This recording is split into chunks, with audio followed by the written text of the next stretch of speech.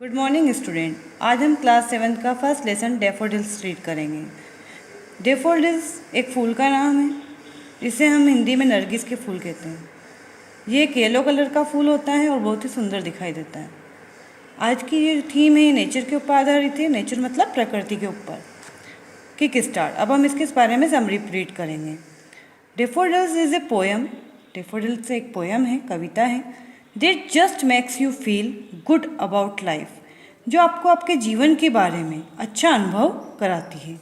It says, यह कहती है, ये कविता बताती है, that even when you are by yourself and lonely, जब कभी भी आप अकेले हों या अपने बारे में सोच रहे हों, and missing your friends, और अपने दोस्तों को याद कर रहे हों, you can use your imagination, तो आप अपनी कल्पना को यूज़ कर सकते हो to find new friends, new friends को खोजने में या ढूंढने में।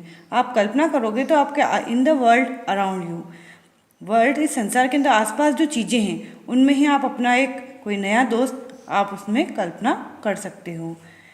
अब हम इस पोएम को रीड करेंगे। I wandered lonely as a cloud. मैं एक बार भटक रहा था। यहाँ जो राइटर है वो कह रहा है कि मैं एक बार जब भटक रहा था, लोनली अकेला, एज ए क्लाउड, जिस तरीके से बादल अकेला भटकता रहता है उस तरीके से मैं एक बार भटक रहा था। दैट फ्लोट्स ऑन हाई और वेल्स एंड हिल्स, जो कि घाटियों और पहाड़ियों के ऊपर जिस तरीके से बादल भटकता रहता है उस तरीके से मैं भी भटक रहा था। वेन ऑल एट वंस, तभी मैंने अचानक से, आई सा ए क्राउड, मुझे एक बहुत सा भीड़ दिखाई दी, मुझे भीड़ दिखाई दी। ए होस्ट ऑफ गोल्डन डैफोडिल्स, उस भीड़ में उसको क्या दिखाई दिया? ए होस्ट, होस्ट मतलब समूह, ऑफ गोल्डन डैफोडिल्स, जो सुनहरे डैफोडिल्स जो थे, फूल जो थे, उनका एक पूरा समूह मुझे दिखाई दिया। बिसाइड द लेक, लेक के झील के जो था बिल्कुल पास में। बेंथ टू ट्रीज, पेड़ के नीचे। Fluttering and dancing in the breeze, वे जो डैफोडिल्स थे वो हवा के अंदर झूम रहे थे और नाच रहे थे। फ्लटरिंग मतलब झूम रहे थे। The waves beside them danced, उनके पीछे जो झील की जो लहरें आ रही थी वो भी नाच रही थी।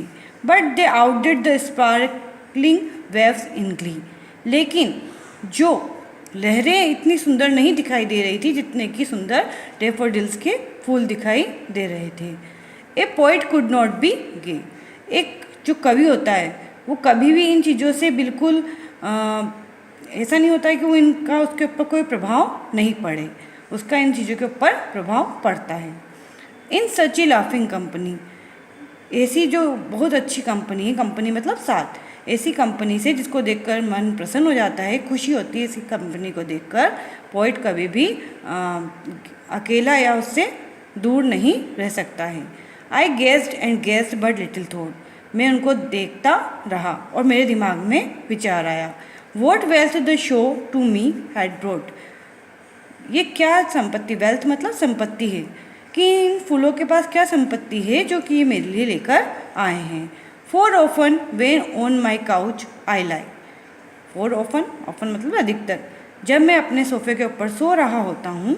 इन वेकेंट और इन पेंसिव मूड, वेकेंट मतलब खाली या बिना किसी काम के या फ्री जब मैं रहता हूँ तब, और इन पेंसिव मूड या दुखी मन से जब मैं बैठा रहता हूँ या सोया रहता हूँ अपने सोफे के ऊपर।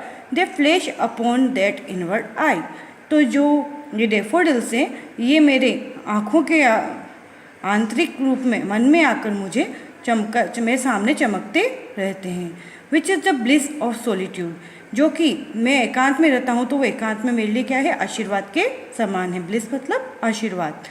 And then my heart with pleasure fills, और जब मैं इनको अकेले में इन सब फूलों को देखता हूँ, इन डैफोडिल्स को देखता हूँ, तो मेरा जो हार्ट है वह प्रसन्नता से भर जाता है। प्लीजर मतलब प्रसन्नता से भर जाता है।